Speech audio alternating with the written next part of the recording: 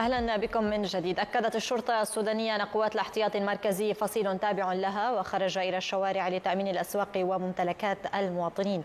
وقالت الشرطة أن ضباط خريجي كليات علوم الشرطة والقانون يقودون قوات الاحتياطي المركزي. وفي ذات الشأن اتهمت قوات الدعم السريع الجيش السوداني بمحاولة توسيع دائرة الحرب من خلال إقحام قوات الشرطة في المعارك.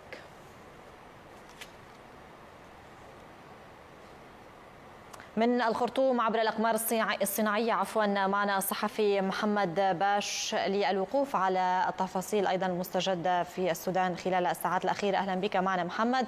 أبدأ معك من هذا الخبر وموضوع الشرطة وتسليمها ربما حماية المؤسسات أو حماية بعض الممتلكات العامة والخاصة في البلاد بحسب طبعا بيان الجيش. ما هي التفاصيل وما هي تفاصيل أيضا عمليات النهب التي تحدث؟ من المسؤول عنها بشكل مباشر وكيف تتم متابعتها؟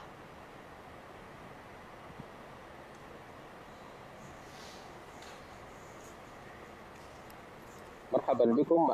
بالتأكيد بالأمس كانت هنالك نزول لوحدات من الشرطة السودانية فصيل الاحتياطي المركزي لتأمين منشآت وعدد من ممتلكات المواطنين بعد أيام من النهب والسلب والسرقة وعدم الأمان لعدد من المؤسسات الحكومية وعدد من المطار والمحلات التجارية في العاصمة الخرطوم، والتي لازمت هذه الأحداث التي شهدتها العاصمة الخرطوم.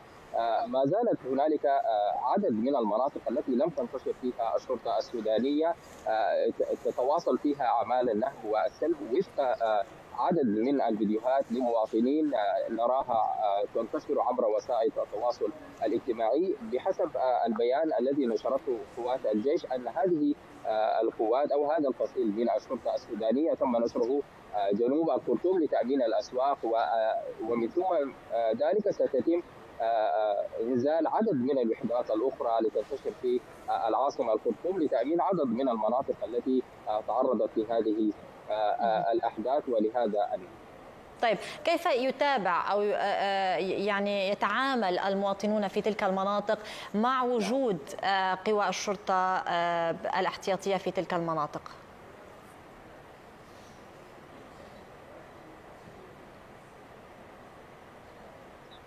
بالتأكيد هذا إنزال وحدات الشرطة أثار أمان أو نسبة الأمان كانت كبيرة جدا، لأن هذه القوات هي التي ستحمي ممتلكات المواطنين بعد الأعمال الشغبة التي حدثت في الفترات الماضية. أكيد الشرطة السودانية قادرة تماما على أن تحمي ممتلكات المواطنين نسبة لما لها من خبرة في هذا الشأن.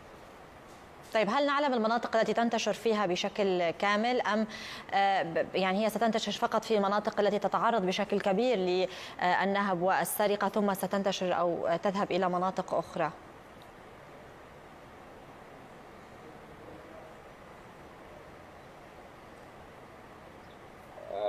منذ الأمس وإلى الآن القوات هي تنتشر جنوب الخرطوم، وهي المنطقة التي شهدت شرارة هذه الاشتباكات، وهي منطقة جبرة، منطقة السوق المركزي جنوب الخرطوم، وبالقرب من المدينة الرياضية التي كانت تتمركز فيها قوات الدعم السريع قبيل انطلاق الأحداث مباشرة.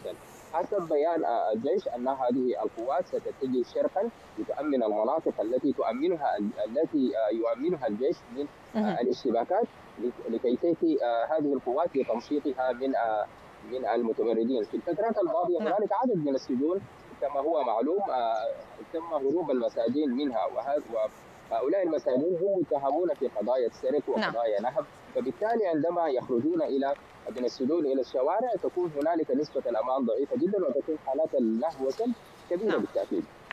شكرا جزيلا لك محمد باش الصحفي السوداني، كنت معنا مباشرة من الخرطوم عبر الأقمار الصناعية. شكرا جزيلا لك.